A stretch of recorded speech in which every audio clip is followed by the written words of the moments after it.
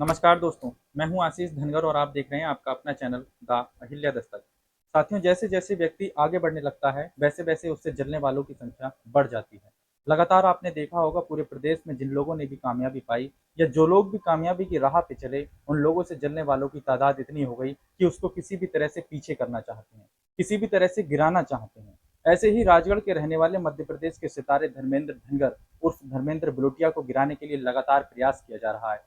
उसको किसी भी तरह से धकेलने का प्रयास किया जा रहा है। लगातार सोशल मीडिया चैनल्स पर यह दावा किया जा रहा है कि धर्मेंद्र बिलोटिया ने तमाम सारे लोगों के साथ बुरा किया और केवल अपने आप को चमकने के लिए दूसरों का सहारा लिया। लगातार ये कहा जा रहा है कि धर्मेंद्र बिलोटिया धनगर ने लोगों का सहारा लिया और जब वो आगे बढ़ गए तो उन लोगों को धक्का मार दिया। लेकिन ऐसा कितना सच है, कितना नहीं, आज हम आपको इस वीडियो में पूरी तरह से बताएंगे। धर्मेंद्र बलोटिया उर्फ धर्मेंद्र धनगर धनगर समाज का सितारा है। धनगर समाज के लिए भी संघर्ष किया है और हर धनगर समाज के मंच पे चमकता हुआ नजर आता है।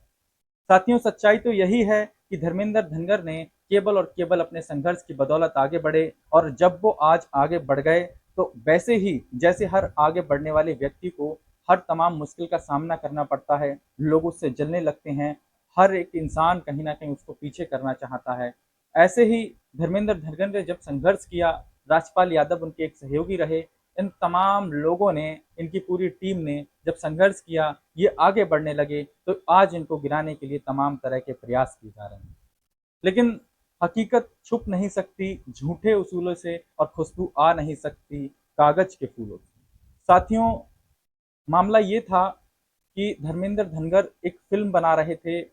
वो फिल्म राजगढ़ से शहीद होने वाले मनीष विश्वकर्मा को लेकर के थी।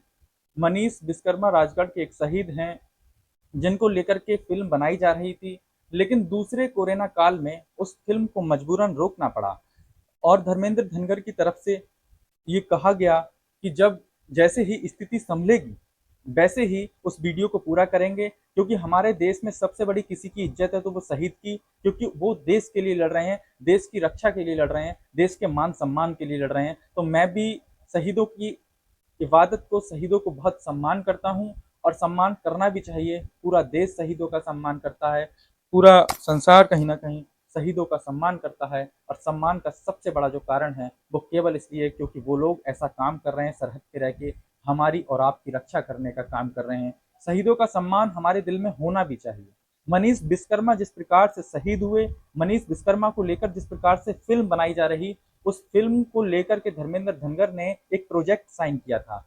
दरअसल धर्मेंद्र धनगर से फिल्म बनवाने वालों का ये कहना है कि धर्मेंद्र धनगर के द्वारा एक प्रोजेक्ट को साइन किया गया और उस प्रोजेक्ट पर लगभग 1 साल काम किया गया। उसके बाद में उस प्रोजेक्ट को धर्मेंद्र धनगर की तरफ से छोड़ दिया गया। छोड़ इसलिए दिया गया क्योंकि धर्मेंद्र धनगर का ये कहना था कि वो इस समय अपने व्यक्तिगत कामों में व्यस्त हैं और वो कोरोना काल में केवल यूट्यूब और सोशल मीडिया चैनल्स पर, सोशल मीडिया प्लेटफॉर्म्स पर अपनी वीडियोस बनाएंगे और उस वीडियो से जितना भी पैसा होगा वो अपने ग्रुप में 1/2 के हिस्से में जो है उसको बांट दिया जाएगा और जो भी पैसा रहेगा उसको बांटने के बाद में जैसा भी जीवन यापन होगा उसको देखा जाएगा। साथियों, पूरे कहीं ना कहीं कोरोना काल में, यानी कि कोरोना काल के दूसरे फेज में लगभग 80,000 रुपए की कमाई हुई सोशल मीडिया चैनल के द्वारा।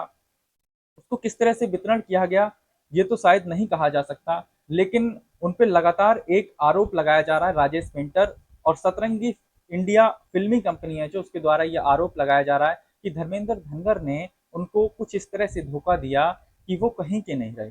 यानी कि जो फिल्म लगभग आधी से ज्यादा बन चुकी थी, आधी से ज्यादा बनने के बाद में उस फिल्म को छोड़ दिया गया धर्मेंद्र धनगर के द्वारा। इन दिनों धर्मेंद्र धनगर के इंस्टाग्राम पे लगभग 5.5 मिलियन फॉलोवर हैं और पूरा देश उन्हें बहुत अच्छे से जानता है।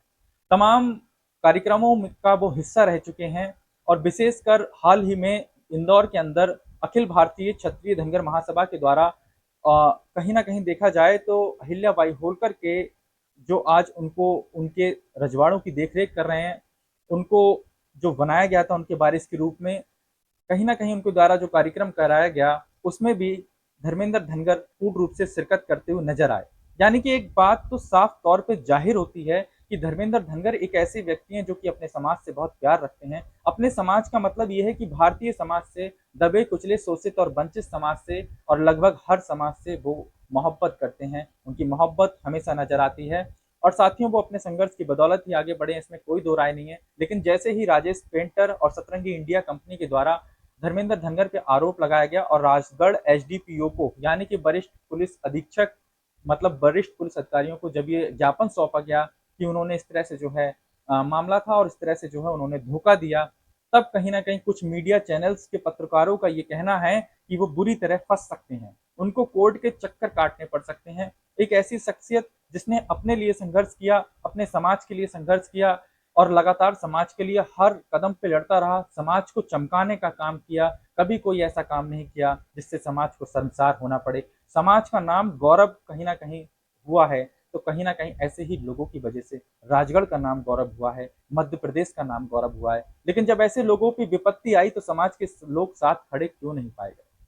साथियों, आज ऐसी गंभीर परिस्थिति बन चुकी है कि धर्मेंद्र धनगर का तमाम उन लोगों को साथ देना चाहिए जो वाकई में उनके फैन हैं, उनके कारनामे से खुश हैं और उन्होंने सही किया या गलत किया, इस बात का फैसला कहीं कहीं ना कहीं उस टीम को करना चाहिए था। क्योंकि जैसी भी परिस्थिति बनती हैं, जब ग्रुप में काम होता है तो ग्रुप में कोई भी काम हो उसको सारे ही सारे लोग मिलकर के करते हैं, सभी लोगों की जिम्मेदारियां होती हैं और सभी लोग जब तक अपनी जिम्मेदारी वफादारी और विश्वास के साथ नहीं निभाएंगे, निश्चित तौर पर साथियों किसी भी तरह से कामयाबी हासिल नहीं होगी। यकीन मानिए, बड़े बड़े कामयाब होते लोग टूटते देखे हैं, केवल उसका एक कारण रहा सेल्फिशनेस, स्वार्थीपन।